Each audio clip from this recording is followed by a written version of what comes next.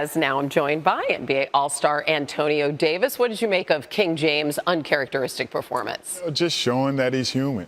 Sometimes things are going to happen like that, but I wonder also if there's no Isaiah Thomas, and this is a team that they know that they can beat. They had just crushed him the game before. To LeBron, this guy who thinks the game about every aspect of the game, does he see a challenge there? Is there anything to fix? Is there anything we need to do other than just go out and play the game? So you think he just underestimated the competition yesterday? You're saying not underestimated, but just from a simple point of there wasn't a challenge there for him to overcome. It wasn't something he had to go out and do and accomplish or fix or get done. He just had to go play. And I don't know if he's wired like that. He's wired to go figure out, well, teams are double teaming me. Where's the next guy? What am I supposed to do and how do I get it done? But he had done it, so I just don't think he was prepared from that sense to ready to go out and get playing. Well, he has plenty of motivation now, doesn't he? Sure. I mean, if we're going to follow through on that theory, he should have a huge game in game 4. That's why he responds, like you just said, after 15 points or less, he responds with 30 because now there's something to fix. Okay, is there truly something to fix? Is there anything in what happened? Was it simply a matter of him having a bad game, or was there anything the Celtics did that could be at least some portion of it, a blueprint or a path forward for whoever's playing the Cavaliers down the road? I don't want to take anything away from what they did. They played a heck of a game. To be down by 20-something, come back and have a chance to win the basketball game, you give them credit. What I love about them is they fought for 48 minutes to try to win this game. Each and every time a guy hit a shot, whether it was Jerebko, whether it was Horford, every guy seemed to gain a lot of confidence from that shot going in. Give Marcus Smart a lot of credit for coming out and just saying, hey, I have nothing to lose. I'm going to go out here and just play the basketball game the way I know it's supposed to be played. They also they took things away from LeBron.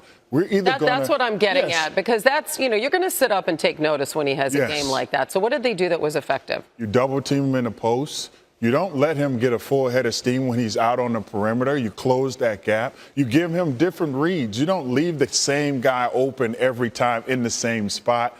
You don't play guys the same way. I think they just kind of confused him and didn't give, like you said, give him that rhythm. Like Tyloo said, he needs a rhythm to get going. So whether they didn't turn the ball over so he can get into the transition and throw one off the backboard and have him dunk it, there was never a play after play after play to kind of get him going. So give Boston a lot of credit for doing that. And they score 55 points in the final 18 minutes of the game. They shoot 55%. In the first 30 minutes of the game, they only scored one more point and shot 40%.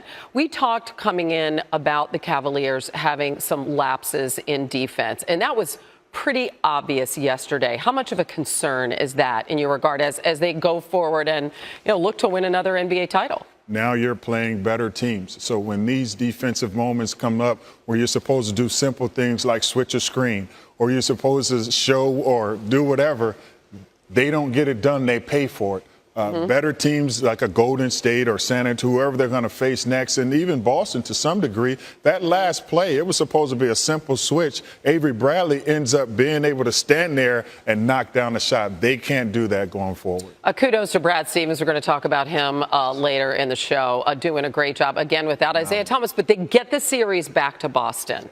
That's all that matters. That's another back home and redeem another yourself. Opportunity to go out there and play. I think they'll be ready for that. Yeah, you don't want to end it the way it was the other night. Don't leave that taste in the fans' mouth. No way. All right, Antonio, we'll see more of you in a bit. And we're going to head back to Cleveland. How Stevens got his team to believe that this series wasn't over despite that disastrous Game 2 blowout. Also, we're going to go west.